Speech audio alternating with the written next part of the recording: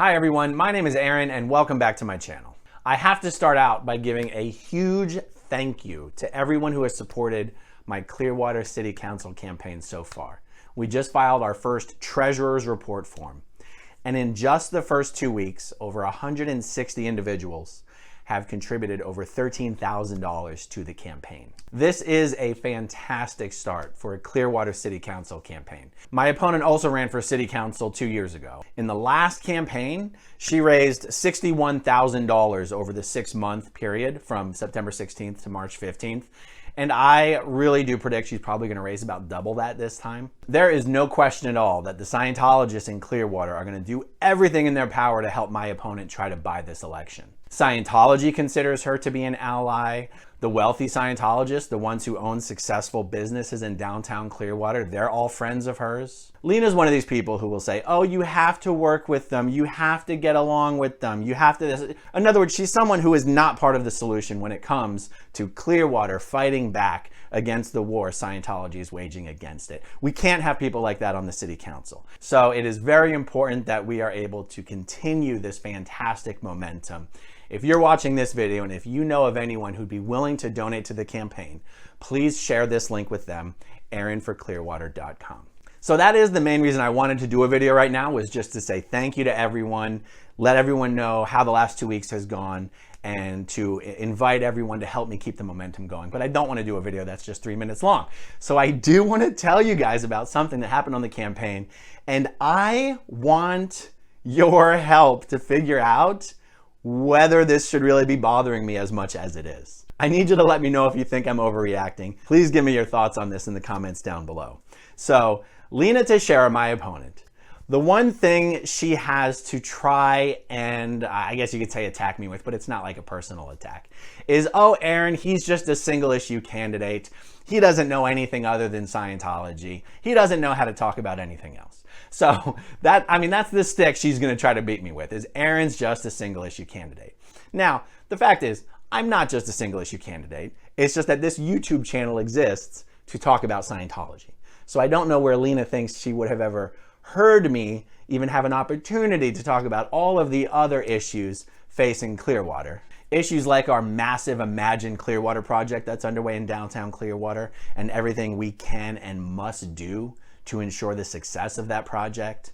Issues like maintaining we continue to have a well-funded and well-staffed police force and fire departments. Issues like what the city can be doing to increase our flood preparedness so that our citizens aren't paying such sky-high flood insurance premiums. Issues like what else can be done on Drew Street to prevent it from being such a dangerous thoroughfare in Clearwater. Also making sure that Clearwater's neighborhoods have adequate representation and have a voice on the city council, not just downtown, not just the beaches, not just property developers. Issues like making sure the city government is doing everything in its power to open the door, invite, and incentivize new businesses to open up not just in downtown Clearwater, but all over Clearwater.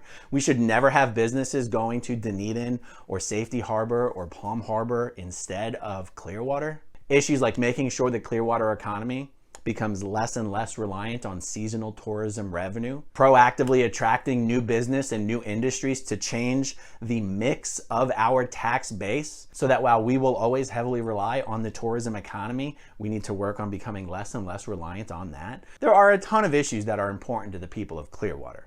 The fact that I talk about Scientology on this channel does not detract from any of that in any way. Since a lot of her time and financial resources of her campaign will be dedicated towards trying to paint me as a single issue candidate, I just need to be going out there and making sure people understand that's not the case. So as a part of that effort, I reached out to a local radio show called The Kelly Kelly Show. And this show is run by Doug Kelly and his wife Kelly Kelly. It's The Kelly Kelly Show. It's a local AM news show, and people on Facebook have been kind of messaging me about it for a few years, suggesting that I go on the show and discuss the Aftermath Foundation or discuss a variety of things. So I've had an awareness of this program, but I'd never reached out to them, and I'd never spoken to Doug and Kelly before. But I did know that Doug and his wife Kelly are very close friends with my opponent, Lina Teixeira.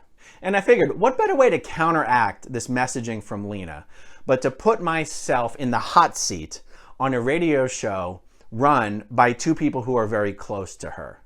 I thought to myself, why don't I just give them the opportunity to throw me all the hardball questions, try to throw me all the gotcha questions, try to just rake me over the coals, and that this would be an effective way to show, at least anyone listening to the radio show, that the whole idea that I'm a single issue candidate is pretty silly and pretty ridiculous and pretty easily disproven by simply talking about the issues. So I messaged Doug and he called me, and he was an absolute sweetheart, nicest guy you could ever meet. He was completely friendly, completely respectful. There was no weirdness whatsoever in the conversation. And he started out by saying, I'm really close friends with Lina, and we haven't come out publicly and said anything about it yet, but we will be supporting her campaign. We will be endorsing her campaign.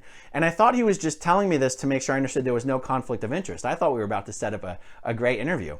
And he said, when he said, I'm actually really good friends with Lina. And I said, yeah, I know. That's why I reached out to you. I figured this would be a great opportunity. I know you're sympathetic to her, you're friendly to her, you're pulling for her, which means me coming on your show would be like me going into the lion's den. And he said, no, I'm so sorry. I'm so sorry. I can't have you on this show. I couldn't possibly bring you on the show when we're supporting Lina. I wasn't offended. I was taken aback. And I said, it genuinely did not occur to me that interviewing a candidate on a local news show would be considered promoting a candidate. And he said, yeah, I'm sorry. I hope you understand. It's nothing personal. I don't have anything against you at all. I mean, I've never even met you. I've never even spoken to you. So I hope this isn't a problem. For, personally, I hope you understand. And that's what I said. And initially, I was like, oh, yeah, no, I totally understand. And I said, but look, don't you run a local news show? Like, isn't this local news? It's not just like your personal podcast. Isn't this like a news show? And he was like, no. And he started to downplay the show. Like, no one really listens. We're on at 3 a.m. It's not really a news show. We just talk about things that are interesting to us. And again, I didn't want to make this an argument. I wasn't like trying to debate him or like force my way onto the show. I sort of felt bad that maybe it seemed I was trying to make this awkward when I wasn't. And we got off the phone and I thought about it for a bit, and I called some mutual friends of ours who I know him well and know me well. And when I told them what had happened, they were shocked, absolutely shocked. And guys, here's the thing I want some feedback on. Because on some level, I'm just willing to be like, hey, if you've got a private show and it's your show, you can bring anyone you want on. And look, someone could be like, hey, if it's just a tiny AM radio show that nobody listens to, who cares? And on some level, that's true. Who really cares? I mean, I'm fortunate enough to have this platform where I can talk to anyone in Clearwater who cares to listen. I probably get more views on this channel than the Kelly show gets on wherever they broadcast. That's not the point. The point is, and the reason I was so taken aback is I have seen a lot of local important people go on this show. And do the viewers of this show see it as just kind of a fair and balanced, just the facts kind of news program? Or do they see it as a politically slanted, ideologically oriented program? And so just to give you an idea of the guests who at least see this show as being important enough or reaching enough people to spend time going on the show, here's some of the recent guests. Rosemarie Call, the city clerk for the city of Clearwater, went on the show specifically to discuss the upcoming city council elections.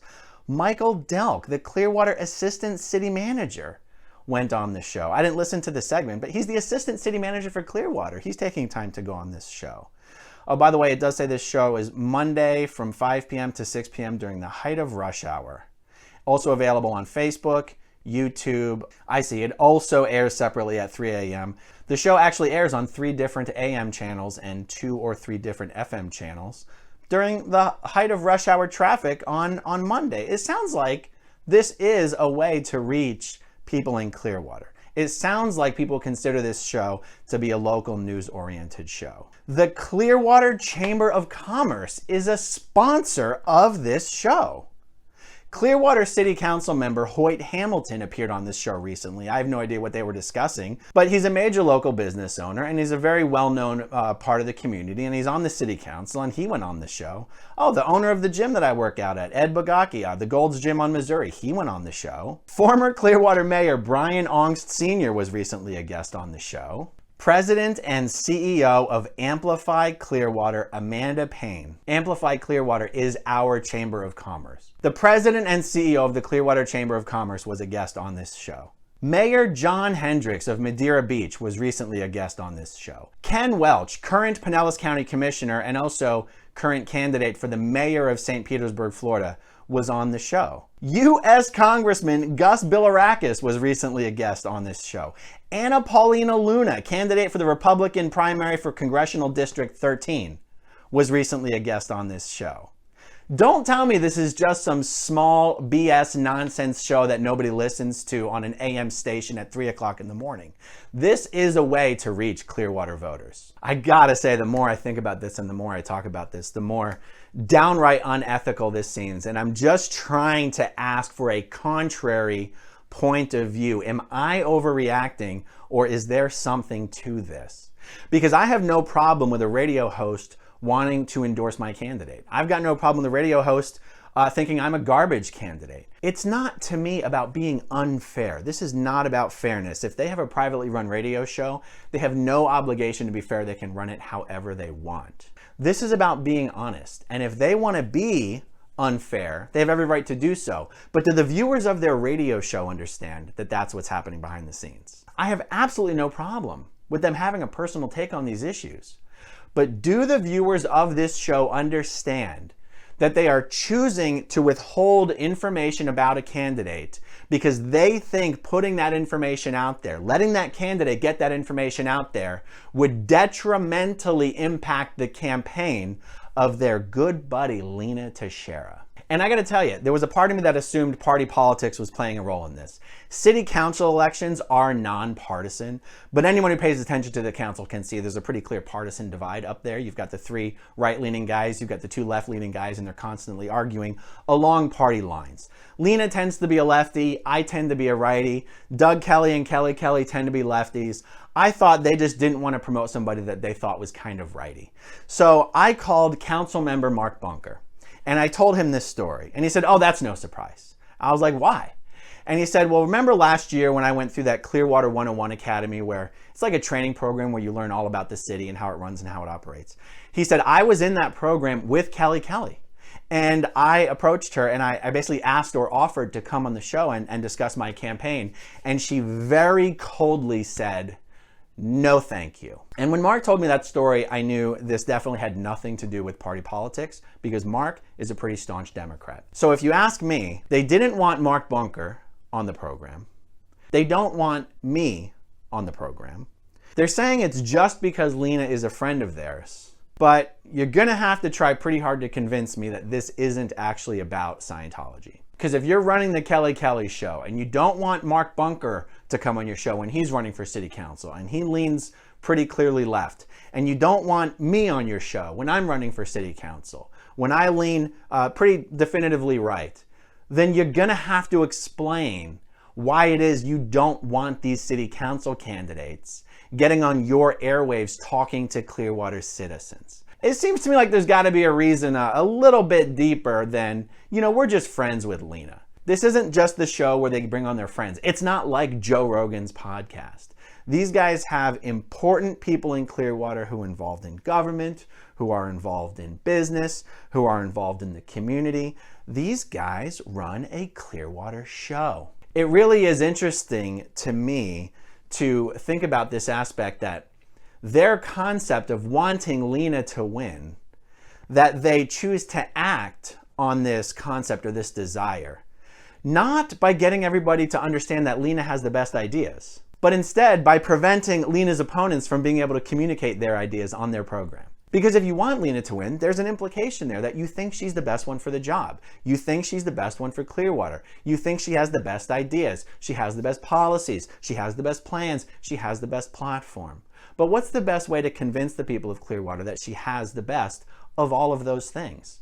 If you're convinced that it's true, then the best way to show the people of Clearwater that it is true is to show all of those things for all of the candidates. And so it really does say something to me that their version of wanting to help Lina win is to prevent Lina's opponents from communicating their ideas at all. And it's that particular aspect of this that has continued to bother me, because I believe a lot of people in Clearwater do know who Doug Kelly and Kelly Kelly are, that they do watch the show. And I believe a lot of people in Clearwater are expecting this show to be trying to do what's in the best interests of Clearwater. It seems to me that what would be in the best interests of Clearwater is to make sure they are fully informed on the platforms and the plans and the ideas of all of the candidates. And yet what we're seeing is behavior to the contrary. So please tell me, guys, am I overreacting to this? Am I making a mountain out of a molehill? Should I just move on and just work on my own messaging? I mean, of course I'm moving on and working on my own messaging. I have a substantial YouTube platform. I mean, this channel's not huge, but there's more subscribers to this channel than there are Scientologists in the entire world. There are more subscribers to this channel than there are people who vote in Clearwater. I mean, I'm lucky that I do have a platform. This isn't like, oh, poor me. I don't need to go on their radio show to get my message out. But do the people who watch that show understand that they are refusing to bring on candidates who might outshine their favorite and preferred candidate, Lina Teixeira? I'll take it a step further. Should Clearwater city officials, both elected officials on the council and city staff like the city manager and the assistant city manager, should these guys be going on a show that's picking and choosing which candidates they want to give airtime to? I'm not even remotely implying that anything that's happening here breaks any rules. I'm talking about the morality of it. Let me know your thoughts in the comments down below. You guys know I respond to all the comments. All right, everyone, thank you so much for watching. Once again, thank you to everyone who's donated to the campaign during its first 2 weeks. And thank you in advance to anyone who can help me continue to spread the word about my campaign. Elections aren't until March 15th. We have 5.5 months to go. I have a lot of doors to knock on, and I could use your help spreading the word. Thank you, guys. Talk to you soon. Bye. Okay, if you want to see my rock and roll songs, click right on this guitar. And if you want to see a different one of my videos,